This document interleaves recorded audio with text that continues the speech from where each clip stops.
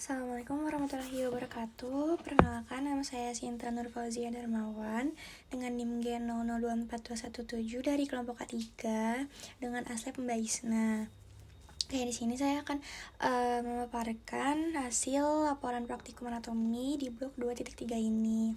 Yang pertama, saya akan membahas tentang pembentukan sirkulus Willisi, juga fungsi dalam menjaga perfusi cerebral saat terjadi sumbatan salah satu arteri besar. Oke, kita ke pembentukan sirkulus Willisi terlebih dahulu. Oke, sirkulus Willisi ini dia mula-mulanya dari arteri cerebral anterior, yang mana dia itu nanti akan bercabang kan jadi dextra dan sinistra.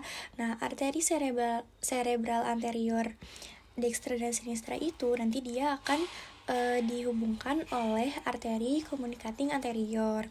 Nah, arteri communicating anterior ini dia adalah yang akan menjadi cikal bakal dari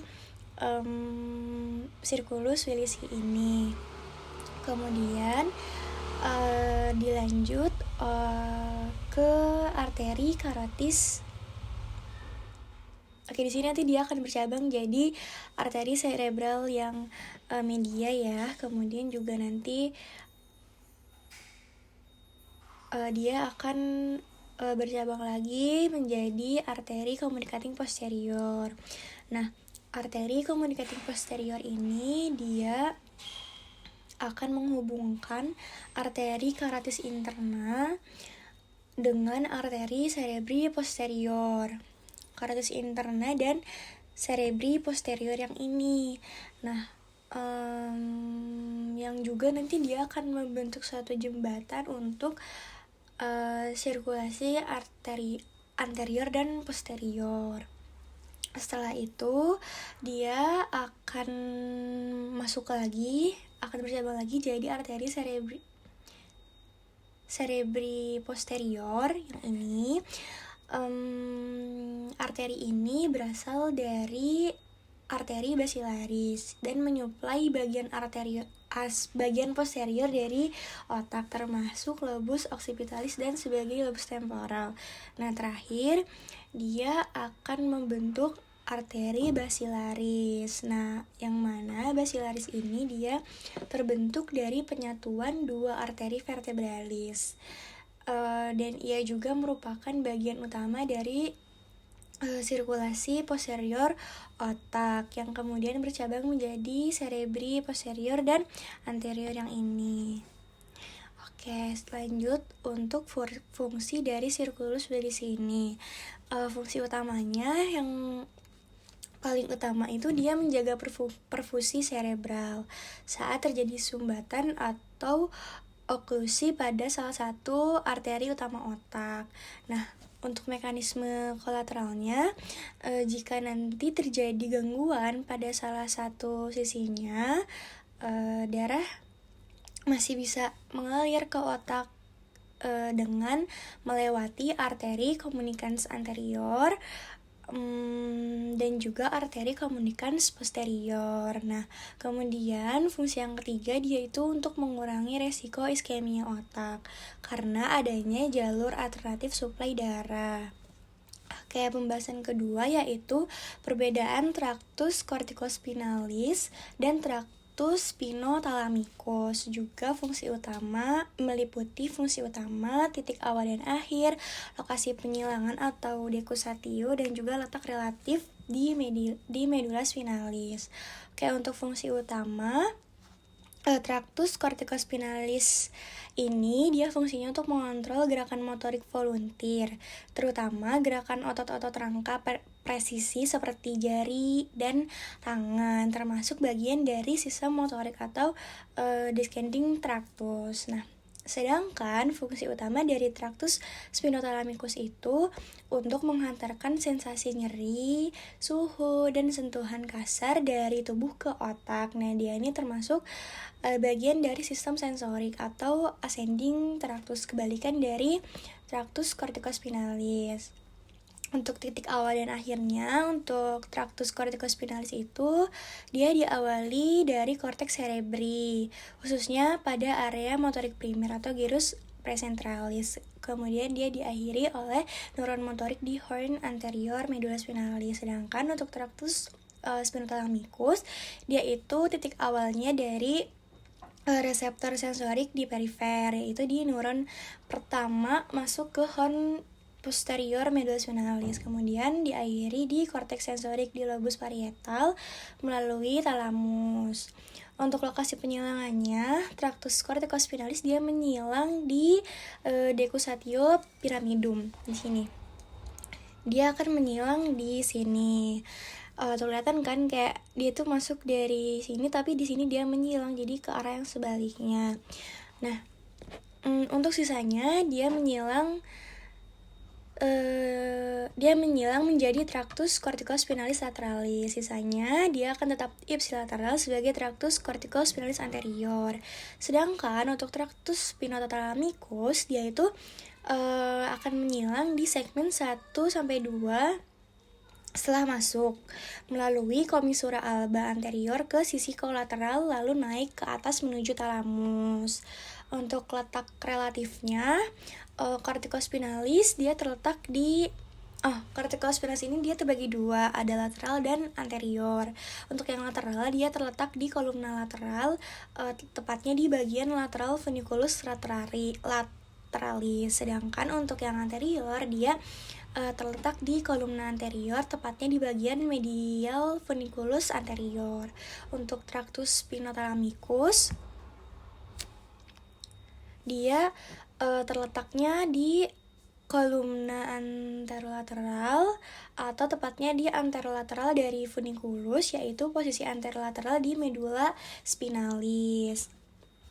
Nah, lanjut kita ke bagian dari trunkus cerebri dan juga struktur pentingnya. Di sini kita diminta untuk menjelaskan bagian dari mesencephalon, pons dan juga medula oblongata. Oke, kita ke mesencephalon dulu. Mesencephalon ini terkenalnya dengan sebutan midbrain ya. Karena dia akan menjadi midbrain dan cerebrum. Di sini ada dua struktur penting, yaitu ada tegmentum. Nanti dia bagian pentingnya di sini ada pedunculus cerebri. Pedunculus cerebri itu nanti dia isinya ada crus cerebri dan substantia nigra. Ini namanya pedunculus cerebri. Nah, crus cerebri ini dia terletak di bagian anterior yang berisi serabut motorik descending dari korteks cerebri. Kemudian ada substantia nigra. Substantia nigra ini dia berada di antara crus cerebri dan juga tegmentum. Nah, tegmentumnya dia ini ada di bagian tengah di belakang crus cerebri, mengandung berbagai nukleus dan jalur sensorik naik dan turun. Fungsi dari crus cerebri ini dia membawa serabut dari traktus corticospinalis, kemudian traktus corticonuklearis dan traktus corticopontinus.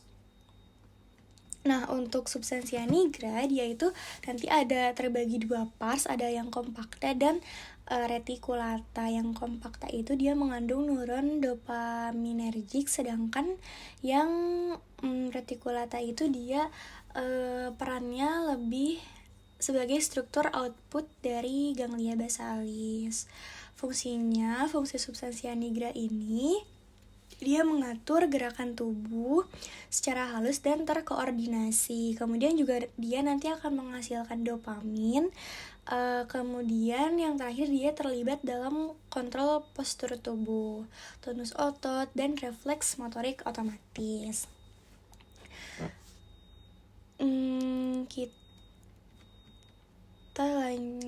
Selain itu juga di sini ada colliculus superior dan inferior. Colliculus tuh dia letaknya di sini ya. Cuman di sini kelihatannya yang superior doang. Inferiornya tuh letaknya kalau nggak salah nggak jauh dari sini.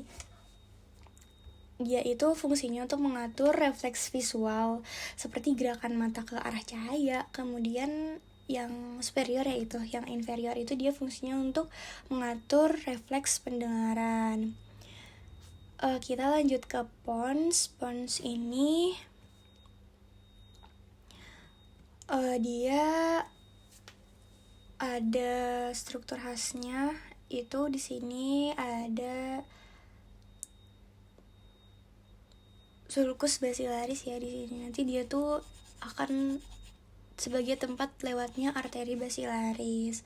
Nah, selain itu dia juga banyak nukleusnya ya, kayak banyak nukleus kranial, nukleus nervus kranial. Kayak di sini ada nervus facialis, abducens, sama trigeminal. Nah, pokoknya nanti tuh dia akan dia punya fungsinya masing-masing gitu. Nah, sedangkan yang terakhir untuk medula oblongata, dia ini kayak letaknya tuh di bawah pons ya kan, ini pons kan yang tadi. Nah, medula oblongata tuh yang bawahnya sini. Dia ada beberapa struktur. Nah, fungsi utama dari medula oblongata ini dia itu untuk mengatur fungsi vital otomatis seperti detak jantung, pernafasan, dan juga tekanan darah. Nah, strukturnya yang pertama ini ada piramid ya. Nah, piramid ini dia itu tempat menyilang atau decussatio piramidum dari traktus corticospinalis yang penting dalam kontrol motorik sisi kontralateral tubuh. Kemudian juga selain itu dia ada ini ada decussatio, ada oliva. Nah, oliva ini dia tuh kayak sebuah penonjolan karena terdapat pendesakan dari nukleus olivarius yang inferior. Nah, terakhir ada sulcus ventrolateral. Nah, ini tuh dia nanti akan dilewati oleh nukleus nervi vagus. Oke, sudah. Kita lanjut ke asal-usul dari nukleus dan fungsi dari 3 nervus kranial motorik murni. Kemudian juga kita diminta untuk menjelaskan akibat lesi dari upper motor neuron dan lower motor neuron. Nah, untuk asal-usulnya, dia ini asal-usul nukleus itu dalam konteks nervus cranialis kan dia mengacu pada lokasi dan tipe nukleus saraf cranialis, yang mana dia akan menjadi tempat awal atau origin dari serabut saraf motorik atau sensorik yang keluar dari batang otak atau trunkus cerebri. Nah, khusus untuk saraf cranialis motorik murni seperti nervus 3, 4, dan 6 itu tuh nanti tuh banyak faktor gitu lah yang berkaitan. Yang pertama ke pengertiannya dulu deh. Nukleus saraf cranialis ini adalah kumpulan badan sel neuron di dalam batang otak yang menjadi pusat awal untuk motorik atau pusat akhir untuk sensorik dari saraf-saraf cranialis. Nah, untuk saraf motoriknya nanti nukleus ini akan mengandung lower motor neuron yang langsung menginervasi otot. Nah, di sini bisa kita lihat ada nervus 3, 4, dan 6. Untuk nervus 3 itu kan namanya oculomotorius ya. Nama nukleusnya nanti tuh nukleus nervi. Di sini ada nggak ada ya, nukleus nervi oculomotorii. Lokasinya dia di mesencephalon kan, fungsinya untuk mengontrol sebagian besar otot ekstraokuler dan otot kelopak mata atas. Yang kedua, dia nervus 4 kan, namanya trochlear nervus. Nanti nama nervusnya nukleus nervi trochlearis. Lokasinya di mesencephalon juga. Fungsinya untuk mengontrol musculus obliquus superior. Yang ketiga ada Nukleus ada nukleus nervi abducens yang mana letaknya di pons ventral dari ventrikel keempat. Dia itu fungsinya untuk mengontrol musculus rectus lateralis, tepatnya untuk abduksi bola mata. Nah, ciri khusus dari nukleus ini nanti itu nukleus ini kan dia berasal dari lempeng basal embrional yang berkembang menjadi komponen motorik batang otak. Nah, dalam pembentukan sistem saraf, nukleus motorik ini berasal dari neuroepitel yang berdiferensiasi dan bermigrasi ke posisi khas di batang otak. Nah, saat perkembangan, serabut saraf motorik ini dia akan keluar dari ventrikel batang otak, sedangkan serabut sensoris dia akan masuk dari dorsal. Nah, untuk 3 nervus cranialis di sini yang pertama ada nervus 3 atau oculomotorius ya. Nah, asalnya kan tadi udah disinggung ya dari nukleus nervi oculomotori terletak di mesencephalon. Fungsinya dia itu untuk menginervasi sebagian besar otot ekstraokuler, yaitu musculus rectus superior, inferior, dan medial. Nih ya, superior, inferior, dan medial. Kemudian obliquus inferior dan juga levator palpebra superior. Nah, lanjut ke yang kedua, di sini ada nervus 4 atau nervus trochlearis. Dia itu nanti akan menginervasi musculus obliquus superior yang akan membantu menurunkan dan memutar bola mata ke arah medial. Nah, ada fun fact kalau nervus 4 ini tuh dia adalah satu-satunya saraf kranialis yang keluar di sisi dorsal batang otak dan menyilang ke sisi kontralateral, karena kan yang lainnya nggak kayak gitu ya. Kemudian yang terakhir, nervus abducens atau nervus 6, dia itu fungsinya untuk menginervasi musculus rectus lateralis yang menggerakkan bola mata ke arah lateral, atau nanti dia akan abduksi gitu. Untuk lesi upper sama lower motor neuronnya, kita bahas upper motor neuron dulu ya. Dan ini kan disingkat jadi OMN gitu. Nah, OMN ini tuh dia adalah neuron dari korteks motorik yang akan berlanjut ke nukleus saraf kranial di batang otak. Nah, lesi ini biasanya menghasilkan kelemahan ringan karena adanya inervasi bilateral. Kecuali di beberapa pengecualian gitu. Nah, dia juga tidak menyebabkan atrofi atau relaks patologis yang spesifik pada otot okular. Nah, sedangkan yang lower motor neuron atau LMN, dia ini adalah neuron dari nukleus saraf kranial yang akan langsung ke otot target. Nah, ketika ada lesi di sini, maka ia akan menyebabkan paralisis otot target, kemudian atrofi otot, fasikulasi atau tremor kecil pada otot, dan juga menyebabkan gejala lain gitu. Gejalanya tergantung si saraf yang rusak. Kayak gitu. Lanjut ke ini tuh soalnya ini. Maaf aku lupa ganti di sini. Enggak ada yang bener, lokasi dan fungsi area Brodmann. Di sini ada area 4, area 1, 2, 3, area 4, 5, dan 4 juga area 22. Oke, kita mulai ke area 4 dulu ya. Area 4 itu di sini. Dia itu nanti fungsinya untuk primary motor cortex. Dia itu letaknya di primary motor cortex. Fungsinya untuk primary motor cortex. Lokasinya di gyrus presentalis, lobus frontalis, tepatnya di depan sulcus centralis. Fungsinya untuk mengontrol gerakan motorik dasar, terutama otot-otot tubuh bagian kontralateral melalui jalur traktus corticospinalis dan corticobulbaris.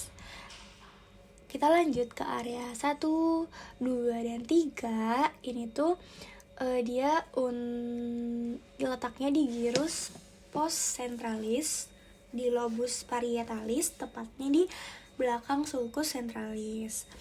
Nanti tuh fungsinya untuk menerima dan mengolah informasi sensorik dari tubuh seperti sentuhan, tekanan, nyeri, suhu, dan propriosepsi atau posisi tubuh. Lanjut ke area 44 dan 45, dia itu lokasinya di inferior frontal gyrus atau di hemisfer sinistra. Fungsinya untuk area 44 itu tuh untuk koordinasi motorik dan produksi bicara, sedangkan untuk area 45 dia ini untuk perencanaan bahasa dan tata bahasa. Kedua area ini tuh dia penting dalam produksi bahasa verbal dan tulisan. Lanjut, terakhir area 22. Ini tuh nanti dia letaknya di superior temporal gyrus atau di hemisfer sinistra juga. Fungsinya untuk memahami bahasa lisan dan tulisan, dan dia juga berperan dalam pemaknaan kata, sintaksis, dan pemahaman komunikasi. Oke, kita lanjut ke pembahasan selanjutnya. Ini tuh soalnya mengapa oklasi pada arteri cerebri media lebih sering menyebabkan kelumpuhan pada wajah dan lengan dibandingkan tungkai. Nah, jadi oklasi atau sumbatan itu dia kenapa lebih sering di wajah daripada di lengan? Karena yang pertama, distribusi vaskular arteri media cerebri media. Nah, arteri cerebri media ini dia kan nanti akan mensuplai bagian lateral hemisfer cerebri, termasuk gyrus presentalis dan postcentralis, yang mana area tersebut adalah area yang berfungsi untuk motorik dan sensorik wajah dan lengan. Nah, kemudian dia juga akan mensuplai area bahasa Broca dan Wernicke pada hemisfer dominan. Selain itu, nanti juga dia akan mensuplai medial hemisfer, termasuk area yang mengontrol tungkai. Yang kedua, penyebab yang kedua itu ada homunculus motorik atau motor homunculus. Homunculus ini nanti dia bertanggung jawab untuk representasi spasial dari tubuh di korteks motorik, disusun oleh